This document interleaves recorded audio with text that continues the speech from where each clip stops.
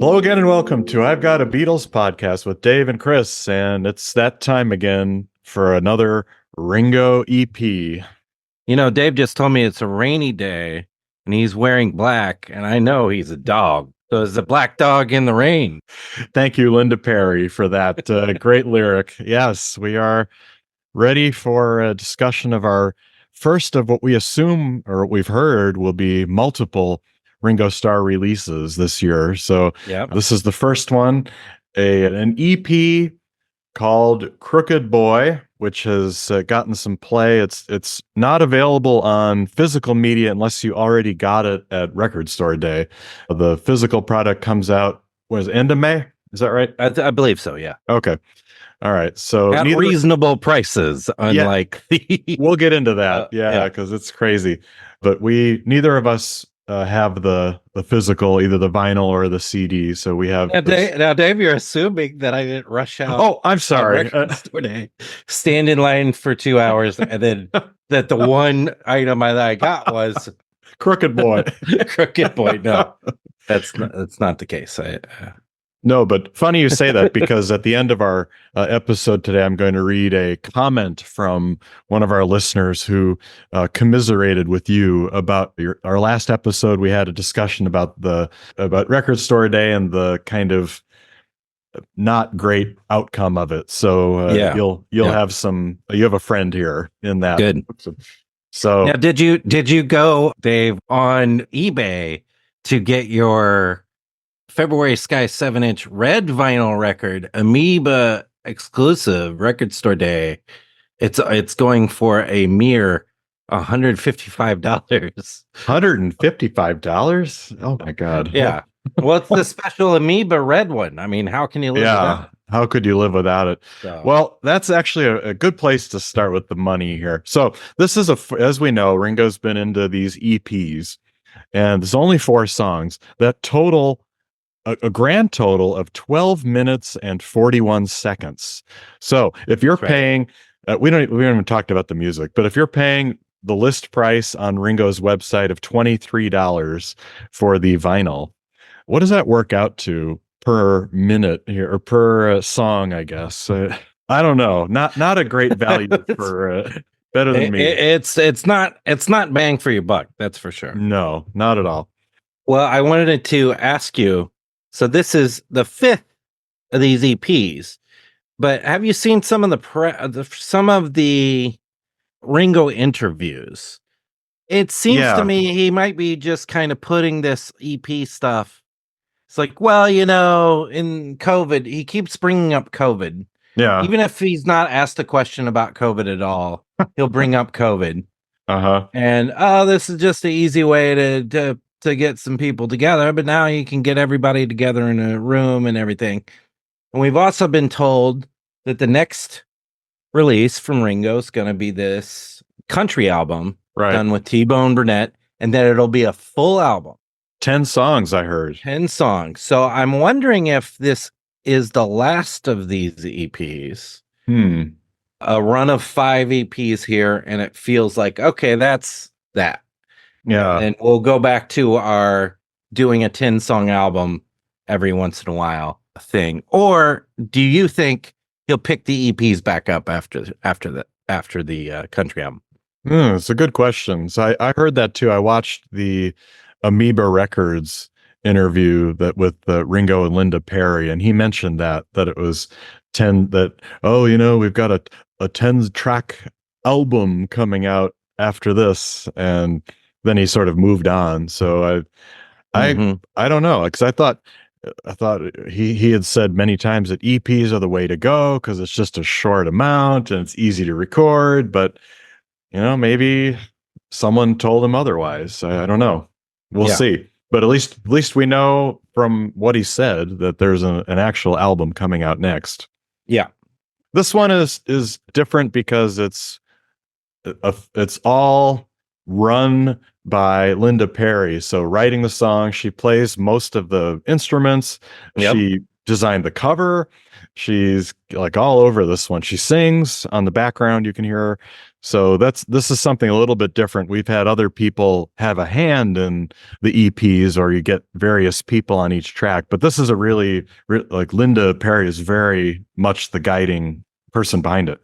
Yeah, the difference between EP1, the credits of that, where even on one song you had like 50 people, right? Yeah. To this, where it's Linda Perry, it's Nicholas Valensky, or Guitarist. Valenci. I'm sorry, the guitarist from The Strokes. Right. Great guitarist, by the way. And Ringo. Yeah. That's it. Yeah. I mean, this is as far as the collaboration, too many cooks. No, Oh. this is one cook. Yeah, no, we would joke. We had a running joke every episode about these EP reviews about how many people could be on each song. What's the record? And I think we had 20. I think there were 20 people on one track with auxiliary percussion and background vocals Yeah. and all of that. So this is in this way, it's nicer to have a much more contained group. Whether that well, we'll talk about the overall results in a little bit, but yeah, very very different style here. So the story basically from what Linda Perry said was that Ringo had asked her, as we know, she wrote a song or two for him on previous EPs, but Yeah. then she basically said, "Well, I'd like to do a whole EP with you.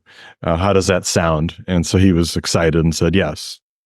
So again, it just kind of happened and worked. They get along well, and I don't know if you've seen interviews with her. She's got kind of a sailor's mouth on her. Lots of f bombs in the interview. Well, Linda Perry, as you know, is a longtime singer songwriter, musician, record producer. Was the lead singer of Four Non Blondes. Everybody knows that song, "What's Up," which goes like, "Hey, yeah, yeah, yeah, hey, what's going on?" Yep. But she also composed and produced a lot of very popular songs. "Beautiful" from Christina Aguilera being one of the Oh big yeah, ones. big hit. Get the Party Started" by Pink, another Another huge, big huge hit. hit. Yeah. So yeah, and then, a member of the Songwriters Hall of Fame. So nothing to sneeze at here. Nothing to No. just like, Linda Perry, who's she? No, not at all. And then to bring in the guitarist from the Strokes, a very good band and a very good guitarist. I think both of those are good moves. Because that's part of the problem we've had, you and I reviewing these over the past several years since the pandemic, I guess is when it started. There's inconsistency on these EPs. So we really liked the last one, but then some of the other ones had mixed results. There would be one great track, like and then like "Teach Me to Tango," a great song, and great then song. but the other song right before it, terrible. Yeah, just kind of duds in between. So they're kind of spotty. So I guess the question for this review or this discussion will be, how does the fact that it's one person really being the creative leader, how does that affect the overall results of the EP? So, well, I would say overall, I'm just going to say a few overall things here. Sure. I think of all of his EPs and maybe albums before that, this is the most consistent as far as the mix goes. Where the mix there's no nonsense where I'm like, why is that so loud? Why are the backup? I'm always complaining about the backup vocals being overwhelming in spots, or this guitar solo is way too loud or something like this. I thought that the mix on this one, all 4 songs, is just perfect. So I think that helps the album quite a bit. That is a change, I think, too. There's a consistency. And another big change, which I don't know if you were going to mention as well, probably elephant in the room, Ringo's vocals sound very different here. And from all the reports I've read, that he used auto-tune quite a bit, and we could hear it on some of the songs quite clearly, but on the previous albums. But on this one, it doesn't seem to be that way. It has more of the kind of Ringo as he is now, and that will give different results, as we'll mention. But the voice sounds different to me. Does it sound different to you? For sure. And I think, even hearing him talking in the interviews, he seems, I mean, he is older, and he seems a 83. little older, and his voice seems a little older. At times, in track one, for instance, it gives it a little bit of a extra humanity Yeah. that I think works well. At other places, it just sounds like a weaker voice. Yeah. Yeah. Kind of So croaky in yeah. a few places.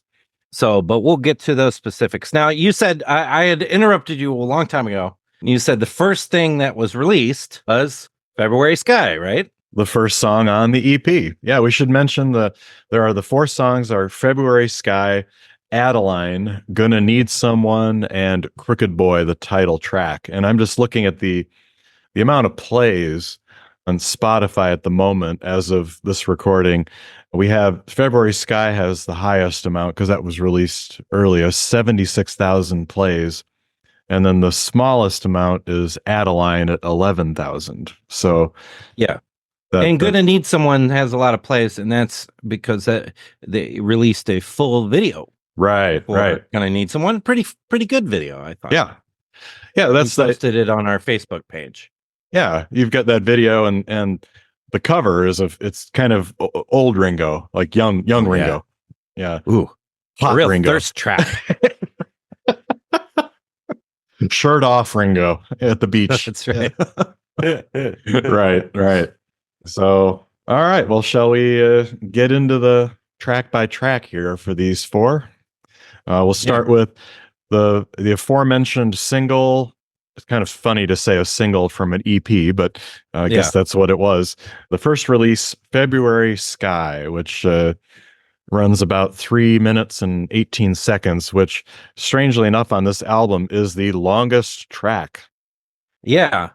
It's a pretty decent song, February Sky. I think it's got pretty cool dueling guitar licks at the beginning. You got the slide that dear, and then you got the crunchier kind of, and it starts in a minor key, but it also mixes in some major. Yeah, the verse is in minor, and then the chorus, gonna stand up, rise above the fear. That Yeah. one's that goes to major, kind of the brighter sound there. So mixing. And I think it also paints the picture of the lyrics of the song are, the February sky represents the troubles and the dark clouds, as a February sky might be very dreary. But then we're looking, where as we are always with every Ringo song ever, hopeful for the future, and looking for the brighter day, and let's not get all drugged down by this February sky. So that modal mixture there, I think, works very well Mhm. when it is attached to the song meaning. Yeah, agreed. And I probably would say of the four, this is my favorite. I think I hate to say for me, it's a little bit downhill, just to giving you a preview of where we're headed. But I think it's a good song. It's not too peace and lovey like one of the songs coming up, and I like the kind of moodiness of it. And the image of a February sky, I thought was pretty good.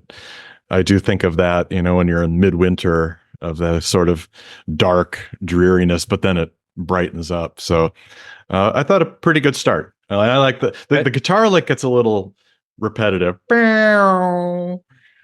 But Well, in the chorus, there's this sort of country thing going on in the yeah, background, and it's very low in the mix, and I thought it was like perfectly layered, so it wouldn't sound too country, this song. right. And I love his vocal delivery on this one's very good, Yeah. especially the moment when everything drops out, and then it's like, gonna stand up, and he has a little bit of a, in fact, he breaks a little at some point, but it comes off as like emotional, Yeah. Yeah. It so I works. I thought it really worked in this one. So thumbs up to February Sky, I would say. Yeah, definitely. So then we move into Adeline, which is the shortest song on the album, 2 minutes and 41 seconds. And Chris, do we ever find out who Adeline is in this song? That seems to be a problem to me. Yeah, this one, to me, the lyrics are not much of anything. No. It's like, I mean, it's sort of this we're all in this together, searching for an answer right in front of you.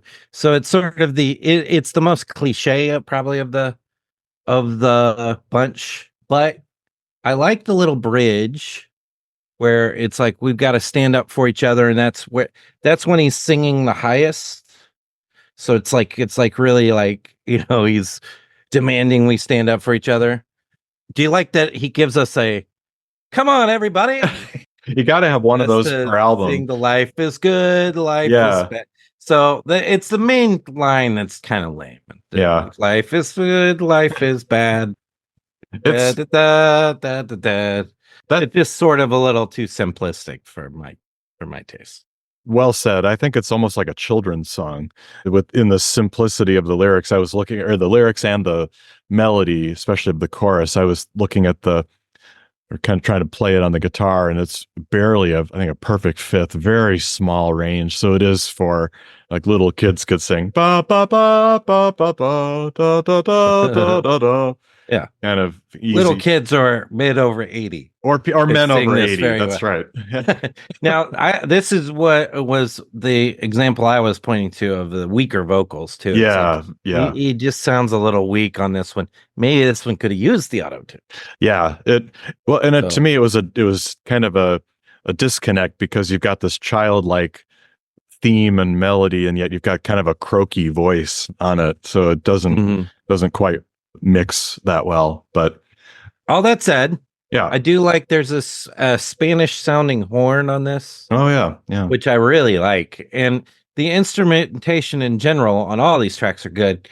This one very good. yeah. So, and I will say this for this all four tracks of this. If I said "Gonna Need Someone," the next track, immediately in your head you're like, "Da, da, da, da, da, da, da," like Yeah, they are memorable. very. When we did our last EP episode, EP4, whatever the name of EP4 was, we went back and like talked about where does this rank, and we couldn't even remember half of the songs on the first one and the second one. No, We had to no. really jog our memories. I don't think that's going to be the case here. I think this one's going to be memorable. Yeah, I think that's probably because you first of all have one songwriter, and so you're going to have some consistency there. Some of those other tracks that we couldn't remember had about 4 or 5 people writing, and it was just like too many cooks in the kitchen again. And yeah, Linda Perry knows how to write a hook, so that as we go into the next song that you mentioned, "Gonna Need Someone," well, that's you almost say it, "Gonna need someone," because that's the chorus. Yeah. It's just so repetitive, and that maybe to me that's the problem with this one. It's a little. Mm-hmm. I find it kind of abrasive. The guitar line, It's definitely peppy. peppy. Yeah, it is peppy, and then the kind of call and response. Gonna need someone. Back and forth. Wears out Yeah. its welcome to me, but I don't know. Maybe you like it Yeah, more. it's a crunchy little rock number, and it's not. I mean, it's not to me. I don't dislike it, but Yeah, it does. It is kind of like. I mean, a great example is I mean, I was joking about the black dog in the rain. yeah, yeah, I mean, he does a lyric early in the song that's like you're getting lost like a big black dog. It's like the metaphor mixture doesn't quite work. yeah. But and then later it comes back and he's like black dog in the rain, and we're all singing black dog in the rain. Rain. It's Yeah, just weird. yeah. More than anything. So, but I'm not bothered by I mean, it's a crunchy little rock number. It's not much of anything. 3 minutes, Yeah. we're out. It's not my favorite, but I mean, I like February Sky better, and I probably like the last track better. Yeah. But it's all right. Yeah. I think we're probably in agreement, it sounds like, on that one. And then the last song is every Ringo album or EP has to have one autobiographical song of some sort. And here, this is the one, Crooked Yep. Boy. And Yeah. we get to hear about a teddy boy. We get to hear about a sickly Yeah. boy who made it big. And it's kind of got all the Ringo tropes in it. Yeah, what does he say? He says like I go, and then I went banging on drums and Yeah, skins, so I think, or cans. skids, Yeah, something banging like on that. cans and skins. Yeah, yeah. So I think the reason this one works for me is there's particularly in the chorus there's a really nice chord progression. It's not Yeah. just your basic Ringo da da da da da da da da. You know, it's like No. da da da da da da da da da da da You've got a da nice da da da. minor, yeah, minor Yeah, chord added in there. yeah. Exactly. And the guitar licks feel like it's Ringo sings, and then we get the guitarist Nick there playing, kind of responding to what he sang. You know, so it's a little call and response vocals and guitar. So I think that is used nicely in this song as well. Yeah. Um, the la la la's almost ruin it. Yeah. La la la la la la. But overall, I think Crooked Boy. I don't know, either Crooked Boy or February Sky. My favorites on this one. Oh, interesting. We're really both the same here. I think the first and last are the strongest, or at least the ones that wear the best of Yeah, listening. And this, yeah, the last tune, you can almost hear it coming. A lot of the autobiographical things. The looking up at this and seeing the peeling paint on the hall where like the cavern, or you almost know where it's coming, but it's not done in a cheesy way that sometimes Mark Hudson's songs could be, where it was just like so overtly Beatle-y. yeah, and we don't get all these like, oh, we got to put a sitar Yeah, down here, and yeah, this part's a backward. right. None of that. No. Like, yeah, not that didn't work sometimes for the Mark Hudson albums, but I'm glad it's not on here. It's just a straightforward, Ringo and a guy ripping on guitar, Yeah, singing back and forth. It's pretty good. yeah. So Well, overall, I I was mean, gonna. it's short. It's so short. And I was going to say one comment that I was looking at reviews on Reddit and just seeing what people were saying. And one of the comments that kept coming back was, oh, one of the biggest disappointments is there weren't really extended guitar solos. They didn't make great use of Nick Valenci, that he should have been allowed to play more extended guitar solos. But that's not really There's Ringo. So, yeah, and there's plenty of Nick Valencia on there. I don't that's know what true. you're talking about. Yeah. There's Yeah. like Crooked Boy, just don't listen to the vocals and you'll Yeah. hear nothing but guitar solo. It's Right. really Right. so. Yeah, no, But that's I is- I can't really remember my feelings about all five of these EPs, but I feel pretty positive about this one, because I do feel like, okay, it seems to have a theme throughout too, of there's dark times and it's going to get brighter. And look at me, I'm a great example of that. This kid that was sickly, and I've look at all I've achieved, One writer, one producer, three people on the album. Give me more of that. If you're gonna make these EPs, do another one like this where you give 100% of everything to, I don't know, Joe Walsh. yeah. Joe, you write all the songs, I'll sing Yeah. them, or Steve Luke. Do you think Steve Lukather hates this one? Because he's not on it. He's Yeah. one of the few he hasn't been involved with. I know. I wonder. No, he's Uh, probably all right. yeah, yeah. No, that's a good point, I think, about how consistency can make a difference. That's something that we've talked about with Paul McCartney's albums as well. When he gets the right producer, or has not four different people, it can be kind of a real hit or miss on some of the tracks. And I mean, this is hit or miss too, but sound wise, there's a consistency that's kind of nice.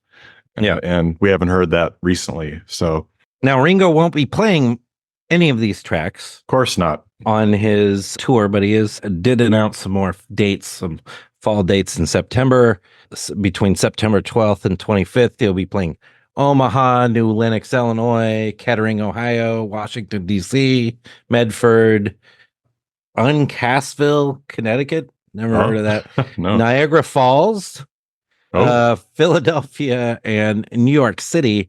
So check out those dates if you want. I saw there were tickets available. I checked out a few of these. I'm thinking about maybe going, but we'll see. mm. Where's New Lenox, Illinois? Because you're in Chicago, so It's like a suburb, I think. okay. So, All right. So but could work. could work, maybe. Maybe. Well, We'll see. you won't get to hear February Sky or Crooked Boy or No, and he reiterated on some interview that, you know, I would say we're gonna play one off the new album, and then you see people going to the bathroom, Mm. and I got tired of that, so we're not gonna do any of that. I just think it's such backward, stupid thinking I of know. like a way to make all of your new material that you release irrelevant is to not play it enough, which I've complained about for years with Paul Yep. and here with Ringo over the last. I mean, there's so many of these tracks feel like they could easily be played and enjoyed very much by a crowd live because like what's my name Ringo and back on we're on the road again, that one, Yeah. and things like that. They just sound like they're made to order for Ringo to be on the road, but instead it's no. And I don't even want to sing half of the songs on the road. I'm gonna put an all-star band so you hear in Africa and you hear a Yeah. minute work song or two. So not that I do like the concept of all-star band, and I understand it's all-star band, so it's also all-star lineup of songs, so you do want to just keep it pared down, but still it can't be helping sales of his. I mean, who knows? The Beatle super fan who went and stood in line on record store day and then has an order in on eBay for the Amoeba red vinyl for over $100. That's probably giving these boosting these record sales. But I would hope at least play it once, like at least Yeah. go like a special concert where we're gonna just it's just me and my Steve Lukather and my main band, and we're just gonna play like songs from our new stuff, and maybe it's a free concert or something. I don't know. Yeah. Just some way to play these songs live, these newer songs. Paul doesn't do it either. Paul has never played anything from McCartney 3 Yeah. ever. So it's like, come on, man. I know. Well, that's a great point about how it almost makes you're clearly by not playing anything, you're just acknowledging you're a nostalgia act, and Yeah. you're not doing anything relevant now. You're just up there playing your hits, and Yeah. it's a conscious decision, and they know where the checks are, Yeah. written out. But I mean, at least Paul plays your favorite for you. yeah. Oh, a gem. Yeah. Yeah, it's weird, but yeah, I think Ringo will do pretty well if enough people pay $23 for 12 minutes of music, and the CD is what, half of that, I think, maybe $12 or something like that. Yeah, the CD was, remember, like one of these, the CD was like, for some odd reason, was like, Yeah, it was like triple the amount. I know it should have been. so It was kind of weird, but anyway, always worth a listen, and that's thankfully they're streaming, so we can decide if we want to actually go and buy the physical product. But right now, yeah. I think for both of us, streaming is fine, and we would recommend especially songs 1 and 4, and listen to the whole thing to get your own opinion. Yeah. So, all right. Well, speaking of Record Store Day, we're a little shorter episode today because we don't have a lot of news to report, but we No. did get a comment. If you remember in the last, I think it was a couple episodes ago, Chris gave us another one of his epic rants about his difficult experience at Record Store Day trying to get anything that he wanted. And Yeah. so we have a comment on our Podbean page from Monkey Fan 88 who said, tried no less than 3 record stores for the Lennon and Monkees RSD and had the same results. To be fair, the really quality record store we had closed down about 3 years ago. Yeah. Yeah, I found the Monkees RSD LP at online from a record store in Maryland for the suggested retail price. Have you tried doing that before checking eBay? Sure, you wind up paying more because of shipping, but it's still way less than eBay. I did try that on several of the I always suggest that as well. There are a few record stores that do this where on the day after, I think there's a specific time in the morning, like I believe it's 8 Central or something, or 8 Eastern, that they're allowed to sell it whatever they haven't sold out in their store. They allow to sell it. I have occasionally grabbed something that way. Hmm. The two I missed were I couldn't find anywhere, basically. Yeah. But there were I did see some available, some Ringos and some others available in that manner. Comeback Vinyl is a good online store. I suggest. I always suggest the In Groove from which they didn't have too much left over, I don't think, but they did have some. He orders well, and the owner of that store is very knowledgeable and also knows how to work a record store, and so he ordered quite a bit.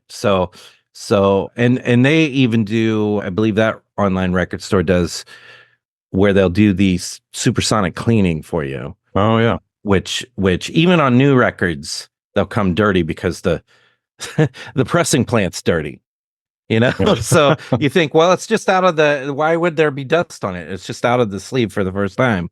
Well, your Yeah. pressing plant sometime is a dirty mess. So yeah, so those are a couple online stores, but that's a good suggestion. If you particularly if you live in a place where you don't have a good record store, and there's some online stores that you can get.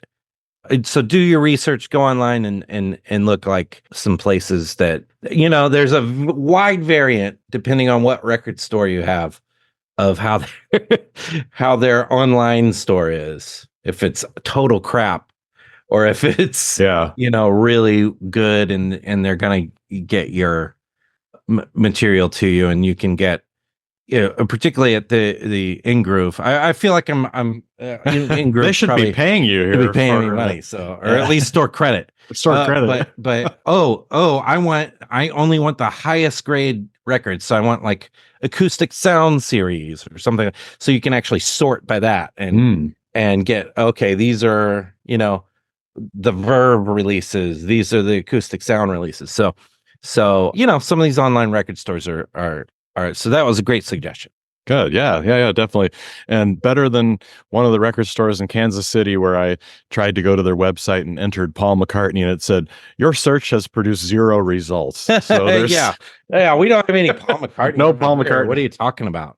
Never heard of the guy. So yeah. So not great. But Yeah. anyway, we'll end it there. So go check out Crooked Boy, and we will be back soon. We coming up. We have the Let It Be start That's right. streaming May Put 8th. them in the movies. Finally put them back in the Yeah, movies. yeah. So we'll be looking forward to.